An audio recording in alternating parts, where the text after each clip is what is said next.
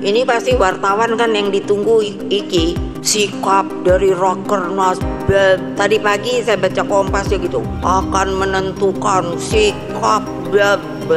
Aku sambil sarapan gitu kan, aku bilang enak aja ya dong, gua mainin dulu dong.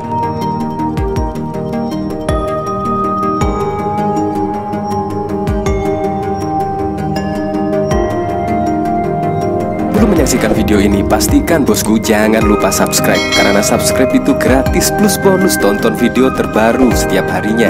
Jangan lupa ya. Ini yang ditunggu-tunggu ya, yaitu apa? Ya, di Rakernas 5 kita pasti menunggu, yaitu sikap dari PDIP itu seperti apa. Apakah akan berada di oposisi atau berada di dalam koalisi dari pemerintahan Pak Prabowo Gibran. Ya, pada waktu lalu memang banyak pemberitaan di media sosial, yaitu bahkan dari senior PDIP menyebut hasil Rakernas 5 yaitu menentukan sikap politik. Entah sikap politik di situ akan berada di oposisi atau berada di dalam pemerintahan. Di sini bahkan banyak masyarakat yang penasaran, kira-kira langkah PDIP ke depan itu seperti apa? Apakah akan berada di luar atau berada di dalam pemerintahan? Nah, di sini kemungkinan akan mengejutkan sekali ya. Kira-kira jawaban dari Ibu Mega itu seperti apa? Jawaban ketika ditanya akan berada di luar pemerintahan atau di dalam pemerintahan. Nah, pasti Anda akan terkejut melihat jawaban dari Ibu Mega di sini. Seperti ini videonya. Ini pasti wartawan kan yang ditunggu iki sikap dari Rakernas. Tadi pagi saya baca Kompas ya gitu, akan menentukan sikap. Aku sambil sarapan gitu kan, aku bilang enak aja ya dong, gua mainin dulu dong. Ya, seperti itulah jawaban dari Ibu Mega. Sangat ngeselin sekali ya. Jadi di sini memang belum ada sikap politik, yaitu secara tegas akan berada di luar pemerintahan atau di luar pemerintahan. Di sini belum ada sikap tegas. Tetapi kalau kita mengikuti Rakernas kelima di sini, yaitu bahkan dari Mbak Puan Maharani di sini juga membacakan yaitu rekomendasi hasil Rakernas kelima di sini, menurut saya arahnya sudah jelas ya, yaitu arahnya menurut saya sih yaitu akan berada di luar pemerintahan. Tetapi ya di sini kita sambil menunggu lah secara resmi seperti apa yaitu arah politik dari PDI Perjuangan, karena di sini sangat penasaran sekali dan pasti akan ditunggu-tunggu oleh masyarakat. Karena apa? Karena di sini yang kekeh ingin berada di oposisi ya kayaknya dari PDI Perjuangan. Kalau dari PKS pada waktu lalu ya sangat meragukan. Karena apa? Karena pada waktu lalu ketika halal bihalal di situ mengundang Pak Prabowo Subianto dan bahkan mengungkapkan akan memberi karpet merah. Tetapi di situ juga Pak Prabowo tidak datang. Nah, di situ apakah akan berada di luar pemerintahan atau tidak? Ya kita tunggulah besok seperti apa. Tetapi yang jelas di sini masyarakat berharap ya, apalagi juga dari suara akar rumput kayaknya menginginkan PDI Perjuangan berada di oposisi. Nah, dari sini bahkan juga yaitu Mbak Puan Maharani bahkan ya setidaknya membacakan lah yaitu hasil Rakernas pada waktu lalu, yaitu PDI Perjuangan menilai pemilu 2024 merupakan pemilu paling buruk dalam sejarah demokrasi di Indonesia.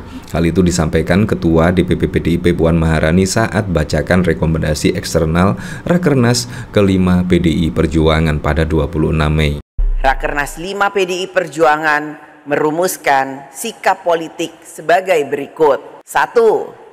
Rakernas 5 partai menilai bahwa pemilu 2024 merupakan pemilu yang paling buruk dalam sejarah demokrasi Indonesia. Wow. Nah, kalau dilihat dari sini juga menurut saya sudah jelas ya arah politik dari PDI Perjuangan menurut saya sudah berada di luar pemerintahan ya. Ya, tetapi kita tidak tahu lah hitung-hitungan politik itu seperti apa dari Ibu Megawati. Karena juga ada hitung-hitungan politik, kalkulasi politik dan lain sebagainya. Jadi bukan karena ya hanya menjadi oposisi atau berada di dalam koalisi, melainkan hitung-hitungan politik seperti apa. Kalau misalnya di dalam koalisi pemerintahan Pak Prabowo Gibran ya bisa membenahi setidaknya yaitu demokrasi-demokrasi, pemilu-pemilu pada Pilkada 2024 dan lain sebagainya, menurut saya juga bisa saja, yaitu arah politik dari PDIP bisa saja di dalam pemerintahan Pak Prabowo Gibran. Jadi menurut saya di sini pasti ada kalkulasi politik, ada hitungan-hitungan politik ya, supaya tidak menyesal di kemudian hari. Tapi kalau saya berharap sih PDIP di sini ya berada di luar pemerintahan, karena menurut saya sangat garang sekali kalau berada di luar pemerintahan. Sangat keren sekali kalau PDIP berada di luar pemerintahan. Nah, dari sini saya juga penasaran ya, kira-kira beritanya seperti apa ya di sini. Di sini Puan Maharani cap pemilu 2024 jadi yang terburuk sepanjang sejarah. Nah, di sini Ketua Dewan Pimpinan Pusat PDI Perjuangan Puan Maharani menyebut kontestasi pemilu 2024 menjadi yang paling buruk sepanjang sejarah Indonesia. Hal tersebut disampaikan Puan dalam agenda penutupan Rakernas 5 yang digelar hari ini pada 26 Mei. Puan menyebut Rakernas 5 PDI Perjuangan dilaksanakan dalam rangka menyikapi kemerosotan demokrasi pada pemilu 2024. Rakernas 5 partai menilai bahwa pemilu 2024 merupakan pemilu yang paling buruk dalam sejarah demokrasi Indonesia, tuturnya dikutip dari siaran akun YouTube PDI Perjuangan pada 26 Mei. Puan mengungkapkan faktor penyebab pemilu 2024 dicap sebagai pemilu terburuk sepanjang sejarah, salah satunya yakni dikarenakan oleh adanya penyalahgunaan kekuasaan. Selain itu, lanjut dia, pemilu 2024 juga dicap jadi yang paling buruk karena banyak terdapat intervensi aparat penegak hukum, pelanggaran etika, penyalahgunaan sumber daya negara, dan maraknya politik uang. Puan bilang Rakernas 5 PDIP juga menyimpulkan bahwa buruknya penyelenggaraan pemilu 2024 disebabkan oleh adanya ketidaknetralan penyelenggaraan pemilu. Bagaimana Anda menilainya? Apakah Anda setuju? Yaitu ketika Mbak Puan Maharani menyebut pemilu 2024 adalah pemilu paling buruk sepanjang sejarah demokrasi di Indonesia. Ya memang, kalau saya melihat pada waktu lalu ya, memang pemilu 2024 itu banyak pelanggaran etika. Bayangkan, etika yang harus dijunjung tinggi dilanggar. Menurut saya etika itu lebih tinggi ya porsinya kalau menurut saya. Tetapi gara-gara etika dilanggar ya akhirnya juga ya merubah semua aturan tatanan yang berlaku. Ya menurut saya seperti itu. Seharusnya etika, akhlak dijunjung tinggi menurut saya. Apalagi di Indonesia ya, memiliki beribu-ribu pulau, memiliki karakteristik masyarakat yang sangat berbeda-beda sekali. Makanya menurut saya etika itu harus dijunjung tinggi, dan bahkan juga harus taat kepada konstitusi, itu yang paling penting. Ya tapi kalau saya melihat dari sini sih, menurut saya ya arah dari politik PDI Perjuangan menurut saya sih sudah jelas ya, yaitu akan berada di luar pemerintahan kalau kita melihat dari berita di sini. Nah, dari sini saya juga penasaran ya, kira-kira seperti apa komentar-komentar di sini. Di sini dari Agus, kan kader lu sendiri. Iya, memang pada waktu lalu juga Mbak Puan Maharani di sini mewakili ya untuk meminta maaf karena ada kader yang melanggar konstitusi. Di sini dari Galih, ya itulah politik ngapusi.